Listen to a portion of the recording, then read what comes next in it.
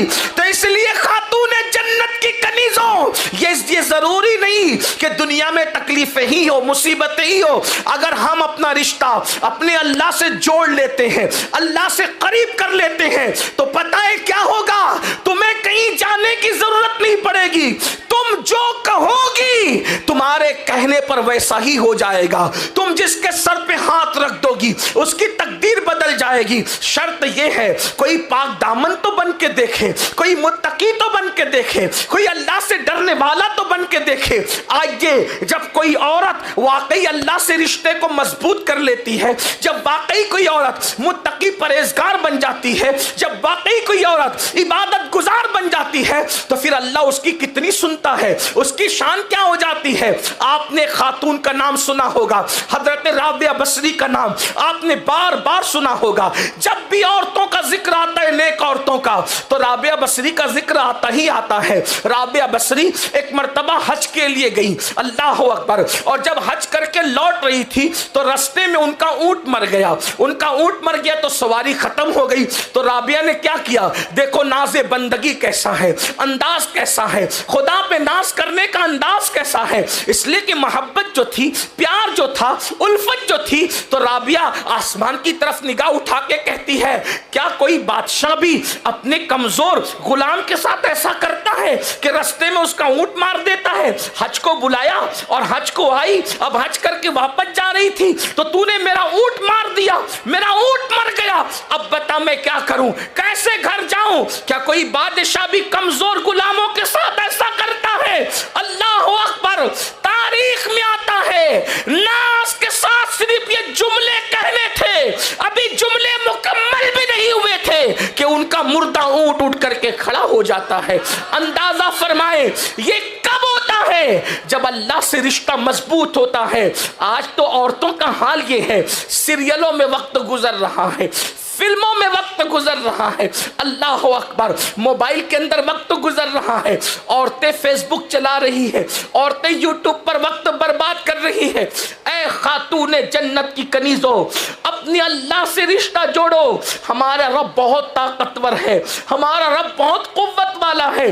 किसी और तरफ नजर करने की जरूरत नहीं है, बल्कि अपने अल्लाह से अपने रिश्ते को मजबूत करने की जरूरत है। वो कौन सी नेमत है जो अल्लाह की बारगाह में नहीं मिलती, जो अल्लाह के दर से नहीं मिलती। ऐ खातून जन्नत रदी अल्लाह ताला अन्हा की कनीजों, दरअसल परेशानियां इसलिए है, तकालीफ इसलिए है, मुसीबतें इसलिए है कि हमारा रिश्ता अल्लाह से कमजोर हो गया है। मुझे बताएं, हम अल्लाह को याद कब करते हैं, हम खुदा को याद कब करते हैं? जब मुसीबत आती है याद करते हैं, तो भी सही तौर पे याद नहीं करते, पूरे यकीन से याद नहीं करते। आप खुद सोचो, इतने बड़े हजारों के मजमे में कितनी बहनें हैं जो 5 वक्त की नमाज पाबंदी से पढ़ती है। अपने आप में डूब करके सोचो मेरी बहनों, बताओ कितनी बहनें हैं जो 5 वक्त की नमाज पाबंदी से पढ़ती है? मेरी बहनों बताओ, जब अल्लाह के रसूल ने फरमा दिया जिसकी नमाज नहीं उसका दीन नहीं, फिर आप किस दिन पर अमल करती हैं? सीरियल के लिए वक्त है, गीबत के लिए वक्त है, औरतों के दरमियान बैठ करके इसके उसके घर में लड़ाई झगड़ा लगाने के लिए वक्त है। इसी तरीके से हर जुर्म के लिए वक्त है, शादियों में जाने के लिए वक्त है, वलीमों में जाने के लिए वक्त है, और अल्लाह की बारगाह में हाजिरी देने के लिए वक्त नहीं। एक वक्त की नमाज के लिए सिर्फ 10 मिनट का टाइम लगता है, 10 मिनट का। और याद रखना, कोई अल्लाह वाला बनना चाहे, आसान तरीका है, नमाज पढ़ो, अल्लाह वाले बन जाओ। इसलिए कि नमाज को छोड़कर किसी को ना अल्लाह मिला है ना अल्लाह मिल सकता है। नमाज को छोड़कर अल्लाह से किसी का रिश्ता ना कभी मजबूत हुआ है ना कभी मजबूत हो सकता है। ऐ खातून जन्नत की कनीजों, जब सैयदना फारूक आजम उमर इब्ने खत्ताब रदी अल्लाह ताला अन्हु को शहीद करने के लिए जख्म लगाए गए, पूरे जिस्म से खून बह रहा था, पूरे जिस्म से खून रस रहा था। ऐसे में आप तयम्मुम करके नमाज की तैयारी कर रहे थे। किसी ने कहा अमीरुल मोमिनीन, पूरा वजूद खून से लहू लहान है, अब भी आप नमाज की से मैंने सुना जिसकी नमाज नहीं उसका दीन नहीं, यानी दीनदार रहना है तो नमाज पढ़ना पड़ेगा। अब मेरी बहनों मुझे बताओ, हम सोचते अल्लाह हमारी सुनता नहीं, अल्लाह हमारी दुआएं कबूल नहीं करता, माज़ अल्लाह ये शिकवे लेकर के बैठे हो। बताओ एक वक्त की नमाज के लिए सिर्फ 10 मिनट का टाइम लगता है। कहा जाता है कि राबिया बसरी पूरी पूरी रात इबादत करती थी, और जब आपसे कहा गया आप पूरी रात इबादत करती है, सोते क्यों नहीं है, तो जवाब दिया करती थी क्या करूं, जिसका रब नहीं सोता बंदे को सोते हुए शर्म नहीं आती, वो जाग रहा है मेरा आका और मैं कैसे सो जाऊं। आओ आपको बताऊं, ऐ खातून जन्नत की कनीजों, जो अल्लाह के मुकर्रबीन होते हैं, जो अल्लाह के करीबी लोग होते हैं, अल्लाह उनकी सुनता है, हर फरियाद सुनता है। हमने सबके करीब होने की कोशिश की, रब के करीब होने की कोशिश नहीं की। जरा रब के करीब होकर तो देखें, फिर देखना वल्लाह तुम्हें तावीज़ात की जरूरत नहीं पड़ेगी। रब के करीब होकर देखिए, आपको वजीफों की भी जरूरत नहीं पड़ेगी।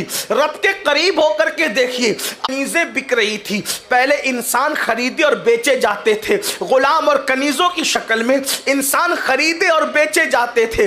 अल्लाह अकबर। ऐ खातून जन्नत की कनीजों, हजरत अता ने देखा एक पागल कनीज बिक रही है, एक जिसको लोग पागल कह रहे थे वो पागल कनीज बिक रही है। अल्लाह अल्लाह, जब उसको बिकते हुए देखा तो हजरत अता वहां पर तशरीफ ले गए। बड़े मुहद्दिस थे, बड़े आलिम थे, वहां सूफी भी थे, वहां तशरीफ ले गए। तो लोगों ने कहा ये पागल कनीज कौन खरीदेगा, तो चंद दिरहम देकर पागल होने के बाद भी खरीद लिया। और जब उसको घर लाए, अल्लाह अकबर, तो वो पागल समझ करके उसको एक जगह पे रख दिया। और रखने के बाद जैसे ही रात हुई, रात ने अपनी सियाह जुल्फों को जो है वो उफक पर बिखेरना शुरू किया। गोया के यूं कह ले, जैसे ही रात मुकम्मल शबाब की तरफ अपने कदमों को बढ़ाने लगी तो हजरत अता ने क्या देखा, बिस्तर पे आप लेटे हुए हैं, चुपके से वो कनीज उठती है, उठने के बाद वुजू करती है और वुजू करके मुसल्ला बिछा के नमाज शुरू कर देती है। अल्लाह अकबर। हजरत अता सोच रहे थे ये तो पागल है, पागल लोग भी कोई नमाज पढ़ता है, पागल लोग भी कोई इबादत करता है, पागल भी कोई अल्लाह का जिक्र करता है। लेकिन जब उस खातून को मुसल्ले पे खड़े हुए देखा, इबादत में देखा, तो दबे पैर उसके करीब गए। वो नमाज पूरी करके क्या कह रही थी जानती है मेरी बहनों, वो कह रही थी ए अल्लाह, जो तू मुझसे प्यार करता है ना, जो तू मुझसे मोहब्बत करता है ना, उस मोहब्बत का वास्ता जरा मेरी फरियाद को सुन ले। तो हजरत अता चूंकि मुहद्दिस थे, फकीह थे, सूफी थे, रहा नहीं गया, आपने फौरन टोक दिया। छुपना चाहते थे, छुप ना सके, दबे पैर गए थे मगर बर्दाश्त न हुआ, जबान से निकला ए कनीज, अपनी जबान पे कंट्रोल कर, अदब की हदों को पार न कर। तू इतनी बड़ी हो गई कि तू कह रही है कि अल्लाह तू मुझसे जो प्यार और मोहब्बत करता है उस मोहब्बत का वास्ता मेरी फरियाद को सुन ले। अरे नादान, ये ना बोल, बल्कि ये बोल कि अल्लाह जो मैं तुझसे मोहब्बत करती हूं उसका वास्ता, अल्लाह तुझसे कब से प्यार करने लगा, तू कब से अल्लाह की महबूब हो गई। पता है खुदा का महबूब कोई यूं ही नहीं बनता, मकामे महबूबियत किसी को यूं ही नहीं मिलता। उस पागल कनीज को जिसको लोग पागल समझ रहे थे, हजरत अता की तरफ देखा और कहा अता, अल्लाह की इज्जत की कसम, वो मुझसे प्यार करता है, वो मुझसे प्यार करता है, वो मुझसे प्यार करता है। और फिर फरमाया अगर प्यार न करता तो देखा तू बिस्तर पे पड़ा था, तुझे सुला दिया और मुझे बिस्तर से उठाकर अपनी खिदमत में खड़ा कर लिया। इससे बड़ी मोहब्बत की दलील क्या हो सकती है। ये जवाब सुन करके अता खामोश हो गए। ऐ खातून जन्नत की कनीजों, अब पता चला खुदा जिसको महबूब बनाता है उसे फजर में बिस्तर पे पड़ा नहीं रहने देता, उसको मुसल्ले पे खड़ा कर देता है। खुदा जिसको महबूब बनाता है उसे पेट भर के खाने नहीं देता, उसे रोजों की तौफीक अता करता है। खुदा जिससे प्यार करता है उसे फजूल बकवास करने नहीं देता, जिक्र की तौफीक अता करता है। अल्लाह अकबर। और उस कनीज ने उसके बाद जब हजरत अता को खामोश देखा तो निगाह आसमान की तरफ उठाकर कहती है, मौला कल तक तेरा मेरा मामला छुपा हुआ था, अब जबकि ये मामला लोगों पर आया हो गया तो फिर अब मैं दुनिया में रहना नहीं चाहती और मुझे अपने पास बुला ले। चीख मारती है और ज़मीन पे गिर जाती है, और जब आपके जिस्म को जो है वो टटोला जाता है तो जिस्म ठंडा होने की तरफ माइल होता है, यानी जान उनकी परवास कर चुकी होती है। अंदाज़ा करें, औरतें इतनी पहुंची हुई थी, औरतें अल्लाह तक इतना तकर्रुब हासिल कर चुकी थी। आजकल की औरतों को तो वुज़ू का तरीका भी नहीं पता, गुस्ल का तरीका भी नहीं पता, कुरान भी नहीं पढ़ना आता, और फिर वो सीखना भी नहीं चाहती। और याद रखना, सबसे आसान अल्लाह का दीन है, इसलिए अल्लाह से रिश्ता मजबूत करो। और अल्लाह से रिश्ता मजबूत करने का सबसे आसान तरीका कुरान शरीफ की आयत है। चूंकि वो आयत सजदा है इसलिए मैं तिलावत नहीं कर रहा हूं, उसका मफ़हूम बयान कर रहा हूं। अल्लाह रब्बुल इज़्ज़त का कुरान कहता है, सजदा करो और अल्लाह के करीब हो जाओ, यानी अल्लाह के करीब होने का आसान जरिया सजदा है। लेकिन आज अल्लाह अकबर, मर्द तो 95% नमाज नहीं पढ़ते, 5% मर्द नमाज पढ़ते हैं,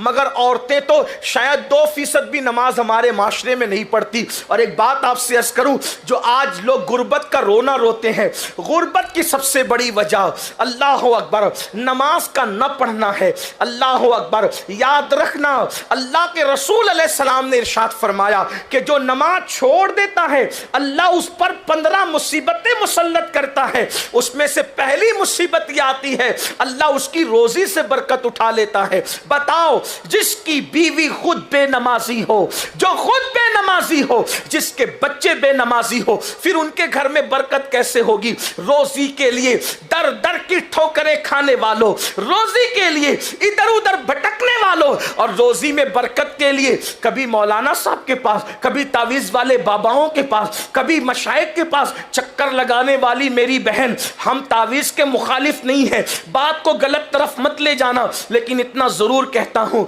जो इधर उधर दरवाजे पे चक्कर लगाती हो ना घर की बरकत के लिए, कभी बंदिश के लिए, कभी इसके लिए, कभी उसके लिए, मेरी बहन तू यकीन के साथ 5 वक्त की नमाज पढ़ के देख, सजदा करके देख, तब तुझे पता चलेगा कि सजदे में क्या है। और सजदे में सर रखकर यकीन से जो मांगा जाता है वो किस शान से मिलता है, मिलता ही मिलता है। आज आपका सबसे बड़ा मसला क्या है? बेटियां जवान हो गई, रिश्ते नहीं आते। मैं कहता हूं सजदा करके मांगते क्यों नहीं? रात के आखिरी हिस्से में, रात के आखिरी पहर में अगर कोई वुजू करके अल्लाह की बारगाह में अच्छा वुजू करके 2 रकअत नमाज पढ़ के जो मांगे आंसुओं की बरसात में अल्लाह अता करेगा। अल्लाह का वादा झूठा नहीं हो सकता, उसका वादा है उदूनी अस्तजिब लकुम, मुझसे मांगो मैं जरूर अता करूंगा। और यहां नेक और अच्छे बुरे, आलिम गैर आलिम, फकीर गैर फकीर, सूफी गैर सूफी, पीर मुरीद, किसी की कैद नहीं है। अल्लाह का ऐलान है, जो मांगेगा हम उसको अता कर देंगे। ये जो आपने पहाड़े पढ़ रखे हैं कि मौलाना हम गुनहगार है, याद रखना अल्लाह जैसे गुनहगारों का रब है, नेकोकारों का भी रब है। जैसे नेकोकारों का रब है वैसे ही गुनहगारों का भी रब है। उसके यहाँ दुआ की कबूलियत में नेको बद में ज्यादा फर्क नहीं है। दुआ की कबूलियत के लिए नेक होना शर्त नहीं है, दुआ की कबूलियत के लिए यकीन का होना शर्त है। जब यकीन से दुआ मांगी जाती है तो अल्लाह ताला सबको अता करता है। बल्कि बड़ी माजरत के साथ अगर आपको ये बात हजम नहीं होती तो मैं साबित कर सकता हूं, अगर काफिर भी मेरे अल्लाह से यकीन से मांगे तो अल्लाह काफिर को भी महरूम नहीं कर, अल्लाह काफिर को भी महरूम नहीं करता। दलील आपके सामने रख दूं कुरान से। शैतान से बड़ा काफिर कौन है ये बताओ? फिरौन भी शैतान के बाद काफिर है, नमरूद भी शैतान के बाद काफिर है। सबसे बड़ा काफिर कौन? शैतान। बल्कि जिसके कुफ्र का ऐलान कुरान करे वो काफिर शैतान है। वस्तकबरा वकाना मिनल काफिरीन, जिसके कुफ्र पर कुरान की आयत है तकब्बुर किया, काफिरों में से हो गया। कितना बड़ा काफिर है शैतान? लेकिन जब अल्लाह ने उस पे लानत का तौक डाला और उसको रजीम करके मरदूद करके निकाल दिया, तो उसने अल्लाह से मांगा ना, अल्लाह से मांगा कि नहीं मांगा? अल्लाह से कहा मुझे मोहलत दे, कयामत तक की जिंदगी दे, कयामत तक के लिए मोहलत दे। बोलो अल्लाह ने दिया कि नहीं दिया? जो अल्लाह शैतान को महरूम न करे, वो मांगे तो अल्लाह शैतान को दे दे। तो जब वो शैतान को अता कर सकता है, दिया कि नहीं दिया मोहलत? अरे तुम्हारे बाप दादा पैदा होके मर गए, वो तो पहले दिन से है और अभी भी है। वो हजरत आदम अलैहिस्सलाम की पैदाइश से पहले से था, अभी भी है। मांगा ना उसने, उम्र मांगा, अल्लाह ने दिया कि नहीं दिया? कभी शैतान बीमार पड़ता है, कभी उसको कोरोना वगैरह की वबा लगती है, कभी उसको ताउन वाउन इतने सब आए, कुछ लगा उसको, वो हट्टा कट्टा है, क्योंकि मांगा उसने और अल्लाह ने दिया। और दिया तो जो मरदूद कोई शान से अता करता है, वो महबूब की उम्मत को क्यों अता न करे? हम तो माइल बकरम है, कोई साइल ही नहीं, राह दिखलाए किसे, राह रवे मंजिल ही नहीं। अपने अल्लाह से अपने रिश्ते को मजबूत करें। जब खुदा से रिश्ता मजबूत होगा